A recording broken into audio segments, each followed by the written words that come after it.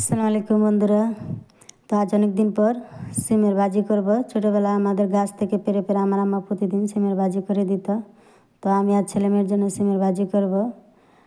কিছুদিন আগে এক পা সিম 50 টাকা দিয়ে নিয়ে আসছিলাম। তো আজ 1 কেজি সিম নিয়ে আসছি 50 টাকা দিয়ে। সিম এখন সস্তা। তো সিমগুলা কেটে নিয়েছি কুচি কুচি করে, দেখুন। তো সিম ভাজির মধ্যে কয়েকটা আলু দিলে ভালো হয়। নতুন আলু চাটা আমার মেয়ে ছেলে দিয়েছে, সেগুলো এখন কুচি করে নিয়েছি। আর এখন সেগুলোকে ধুয়ে নিচ্ছি। আগেও ধুয়ে নিয়েছিলাম, তো কুচি করার পর আবার ধুয়ে ফ্রাই প্যানে ভাজি করার জন্য আমি পেঁয়াজটার কয়েকটা কাঁচামরিচ ভেঙে ভাজি করে নিয়েছি। এখন সিম আলু মিক্স একসাথে ফ্রাই প্যানে দিয়ে দিচ্ছি। হলুদ গুঁড়ি আর স্বাদ মতো লবণ। আর তেমন কিছুই লাগবে না ভাজির জন্য, আহামরি তেমন কিছু লাগবে না। সিম ভাজিতে শুধু হলুদ আর লবণ হলেই চলে, আর কাঁচামরিচ খেতে চাইলে দিবেন। তো আমার ছেলে মেয়ের জন্য কাঁচামরিচটা ভেঙে দিয়েছি, ফালি করে দিইনি, কারণ আমার ছেলে মেয়ে জাল দিলে খেতে চাইবে না, সেজন্য। তো উল্টিয়ে পাল্টে নাড়িয়ে চেড়ে ভাজি করে নিচ্ছি, দেখুন। আর কিছুক্ষণ পর পর নাড়িয়ে দিতে হবে। আর ধনেপাতা থাকলে দিবেন, আর না থাকলে না দিলেও চলবে। আমি ধনেপাতাটা ছিল এই জন্য দিয়ে দিলাম।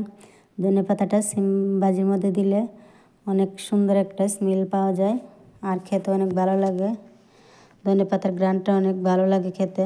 তা আমি কিছুটা সময় নাড়িয়ে চেড়ে উঠিয়ে নিচ্ছি। ভাজিটা আমার হয়ে গেছে। একটা তরকারি বাটিতে আমি ভাজিগুলো উঠিয়ে নিচ্ছি। তো ধনেপাতা দেওয়াতে ভাজিতে অনেক সুন্দর একটা ঘ্রাণ আসতেছে।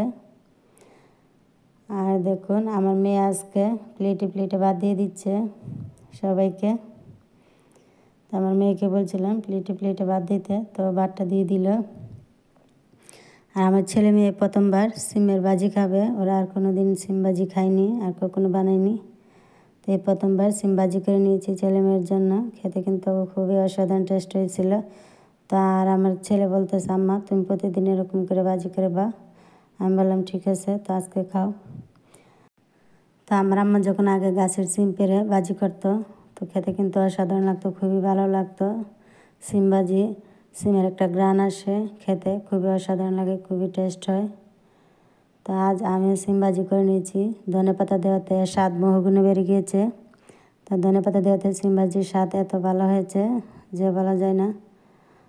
তো আমার রান্নাবান্না আজ এ পর্যন্তই। সবাই ভালো থাকবেন।